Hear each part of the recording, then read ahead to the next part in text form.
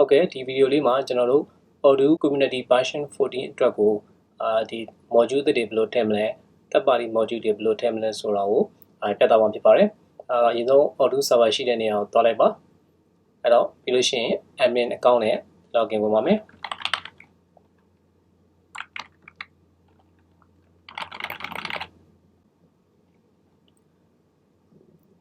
okay login with abi so you know you know general module စပြီးတော့ထည့်ပါမယ် site menu မှာသွားပြီးတော့ကျွန်တော်တို့ဒီ app ဆိုသွားပြီးတော့ယူလိုက်ပါမယ်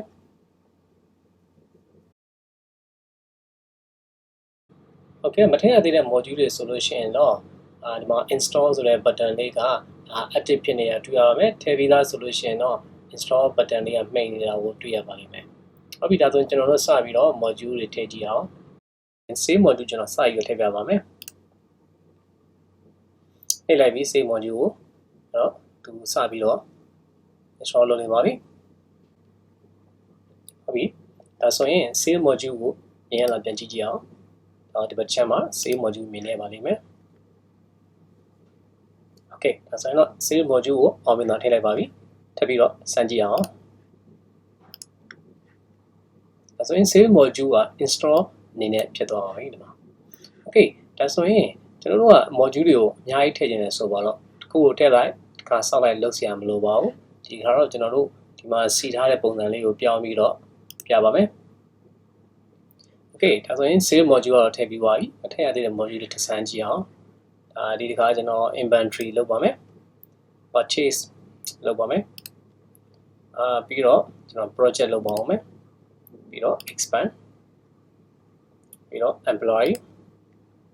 ဟုတ်ပြီဒါဆိုရင် install လုပ်ကြည့်အောင်ဒီပိုင်းနဲ့ပဲဒါတွေအကုန်လုံးကို install လုပ်ကြည့်လိုက်အောင်ဒါဆိုရင် selection ပြီးတာနဲ့ဒီပိုင်းနဲ့ install နှိပ်လိုက်ပါဒါဆိုရင် select မထားခဲ့တဲ့ဒီ module 5ခုကိုထည့်သွားတွေ့ရပါလိမ့်မယ်ဒါဆိုကျွန်တော်တို့ inventory ပါသွားမယ် purchase project expand employee စသည်ဖြင့်ပေါ့ကြည့်ကြည့်အောင် okay loading okay ဒါဆိုရင်ကျွန်တော်တို့ဒီ page site menu မှာလာပြီးတော့စစ်ကြည့်အောင်ကျွန်တော်ထည့်ခဲ့လိုက်တဲ့ inventory ရောက်ပါလားရောက်ပါပြီ invoicing project employee expand စသည်ဖြင့်ပေါ့အဲဆိုရင်ဒီတစ်ခါ Odoo community edition မှာမပါတဲ့module ကိုကျွန်တော်ထည့်ကြည့်အောင်ပေါ့နော် okay Odoo ဒီ Odoo မှာစပြီးတော့ထည့်ကြတဲ့ကဘာမလို့ဆရာမလို့ပဲနဲ့ပါလာတဲ့ module တွေကထည့်သွင်းတဲ့အခါမှာဘာအခက်အခဲမှမရှိပါဘူးဥပမာပြောမယ်ဆိုရင်တော့ဒါဒီOdoo version 14မှာ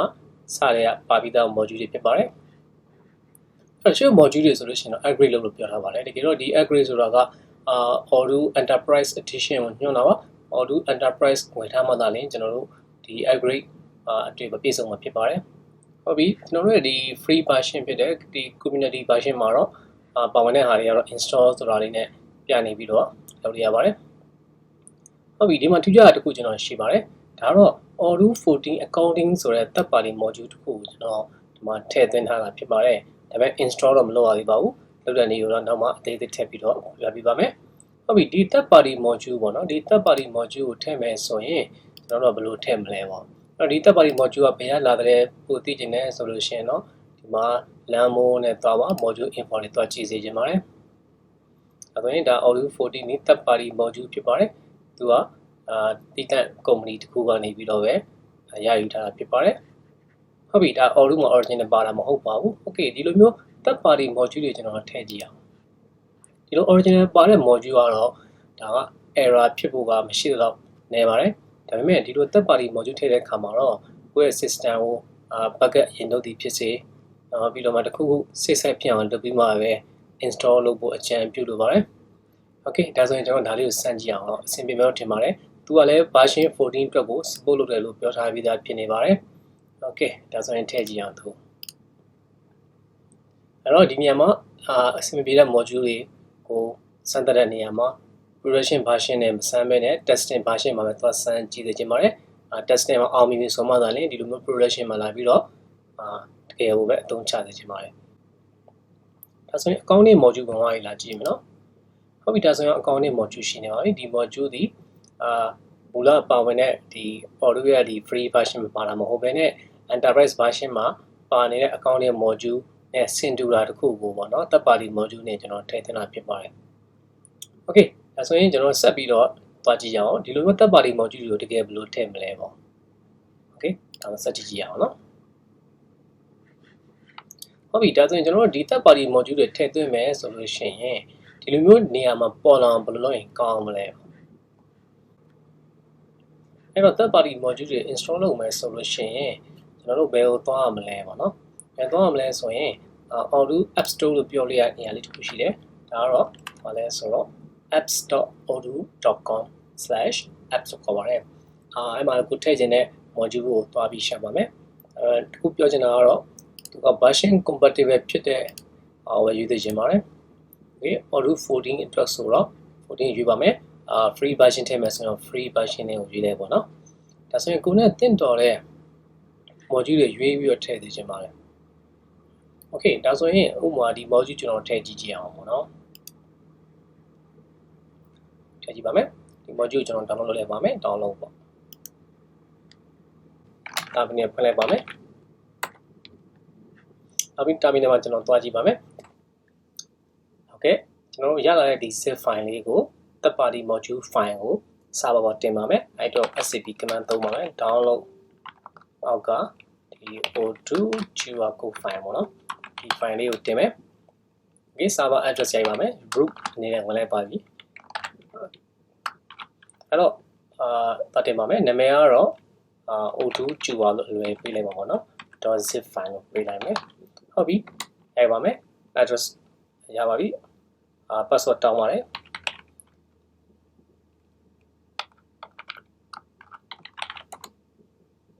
ဟုတ်ပြီ copy ကူးနေပါပြီပြီးရင်ဒီ server သွားပြီးတော့ရောက်မရောက်ကြည့်ကြအောင် okay ဒါဆိုရင်ဒီ server ရှိတဲ့နေရာကို login ဝင်ပါမယ် SSH သုံးလိုက်ပါမယ်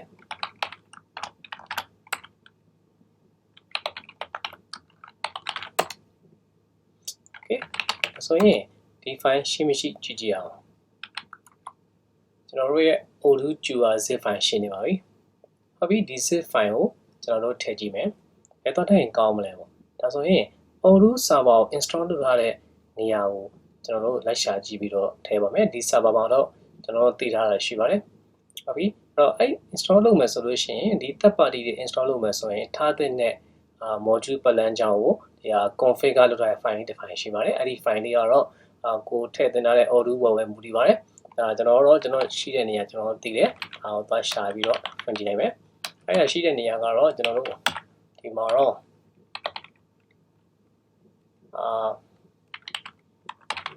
ကြည့်ရပါမယ်ဟုတ်ပြီဒါဆိုရင် add-on တွေထည့်တဲ့နေရာပေါ့နော်အဲ့ဒီနေရာကဘာမှလဲဆိုရင် OPD အောက်က Odoo TPS အောက်က add-on ဆိုတဲ့နေရာမှာဖြစ်ပါတယ် okay အဲ့တော့ဒီနေရာမှာကျွန်တော်သွားပြီးတော့ဒီ file လေးကိုဖြည့်ပြီးတော့ install လုပ်ကြည့်အောင်ဟုတ်ပြီဒါ configure လုပ်ထားတဲ့ file ရဲ့နေရာကိုသိပြီဆိုတော့အဲ့ file ထဲမှာရှိထားတဲ့ add-on pack ကိုကျွန်တော်တို့ကသိပြီအဲ့ add-on pack မှာဒီ Odoo QR ကိုသွားဖြည့်ချပါမယ်ဖြည့်ကြည့်ပါတော့ဗောနော်အရင်တော့မလုပ်မလဲဆိုလို့ရှိရင်ကျွန်တော်အဲ့နေရာကိုဒီ file လေးရွှေ့လိုက်ပါမယ်v3 ရွှေ့ပါမယ်ဘယ်အောင်မလဲဆိုရင် TPS အောက်ကိုရွှေ့ပါမယ်ဟုတ်ပြီရွှေ့မယ်ဆိုတော့ source file ကိုအရင်တော့ရေးရမှာပေါ့နော်ဒီမှာ Odoo QR.zip file ကိုဒီအောက်မှာသွားထားမယ်ဟုတ်ပြီဒါဆိုထားကြည့်ကြအောင် okay သွားဝင်ကြည့်မယ် Odoo zip file ရောက်နေပြီအဲ့တော့အဲ့ဒီ file ကိုကျွန်တော်တို့တကယ်ထည့်ရမှာကadd-on ဆိုတဲ့folder ရဲ့တော့ထည့်ရမှာဖြစ်တယ်အဲ့ကိုကျွန်တော်တွေ့ပါတယ်ထည့်ရွှေ့ပါဦးမယ်ဟုတ်ပြီဒါဆိုရင်ဒီ add-on ရဲ့ဝင်ကြည့်မယ်ချား module တွေရှိနေပါတယ်ကျွန်တော်တို့ရဲ့ module လေးကတော့ရှိမလားဆိုတော့ကြည့်ကြည့်အောင်ကျွန်တော်တို့ဟောပြီးဒါဆိုရင်သူရှိနေပြီသူ့ကိုဖြည့်ပါမယ် mz သုံးပြီးတော့ဖြည့်ချလိုက်ပါမယ်ဒါဆိုရင်ဖြည့်ပြောပါပြီဖြည့်ပါပြီဆိုလို့ရှိရင်ကျွန်တော်တို့ install လုပ်မဲ့ server မှာပြန်တော့ကြည့်ကြည့်ပါဒီမှာပေါ်လာပြီလားပေါ့ refresh လုပ်ကြည့်တဲ့အခါမှာလည်းပေါ်မှာမဟုတ်သေးပါဘူးကျွန်တော်တို့လုပ်စရာကြီးချန်နေပါသေးတယ်အဲ့ဒါကတော့အ ရင်ဆုံး WR mode ကို on ပေးရမှာဖြစ်ပါတယ် okay WR mode သွားကြည့်မယ် setting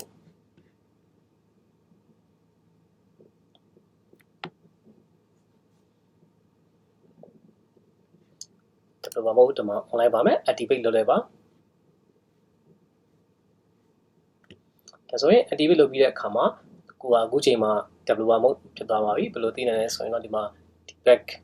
လုပ်တဲ့ back ပုံလေးနဲ့ပေါ့နော်ဟုတ်ပြီဒါဆိုရင် application ကိုပြန်သွားပါမယ်ပေါ်လာပြီလားဆိုတော့လည်းမပေါ်လာသေးပါဘူးဟုတ်ပါပြီအရင်ဆုံး module list ကို update လုပ်ရပါမယ် module list ကို update လုပ်တဲ့အခါမှာကျွန်တော်တို့လိုချင်တဲ့ Java ဆိုတဲ့ဟာပေါ်လာပြီလားပေါ့နော်အဲဒီမှာမရှာရင်ဒီမှာ filter မှာသွားပြီးရှာလို့ရတယ် Java ပေါ့ဟုတ်ပြီဒါဆိုရင်ကျွန်တော်တို့ထည့်ရတဲ့ module ကတွေ့နေပါပြီဒီမှာ icon မှာပုံလေးမပေါ်လာတော့စာပေါ် restart လုပ်ဖို့လိုတာပေါ့နော်ကျွန်တော်တို့မလုပ်တော့ပါဘူးဟုတ်ပြီ install ဒါဆိုရင် Java code ထည့်တဲ့ module ကအထဲရောက်သွားပြီလို့ယူဆပါတယ်အဲ့တော့ဒီမှာတော့ပေါ်ချင်မှပေါ်ပါလိမ့်မယ်ကျွန်တော်သုံးတဲ့အခါမှာတော့ product တွေဖန်တီးတဲ့အခါမှာတော့တွေ့ရပါလိမ့်မယ်ပေါ့နော်ဒါဆိုရင်စမ်းကြည့်ကြည့်မယ်ဆိုလို့ရှိရင်တော့purchase ကိုသွားပြီးတော့product တစ်ခုလောက်သွားကြည့်မယ်ပေါ့နော် okay create လုပ်လိုက်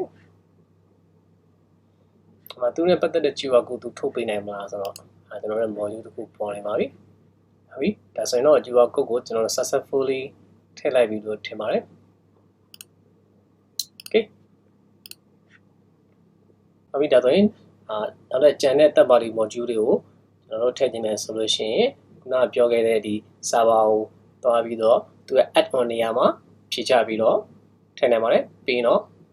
ဒီလိုပါမဟုတ် on မယ်ပြီးရင် update application list ကိုလုပ်ပါမယ်ပြီးမှသာလည်း install လုပ်ရမှာဖြစ်ပါတယ်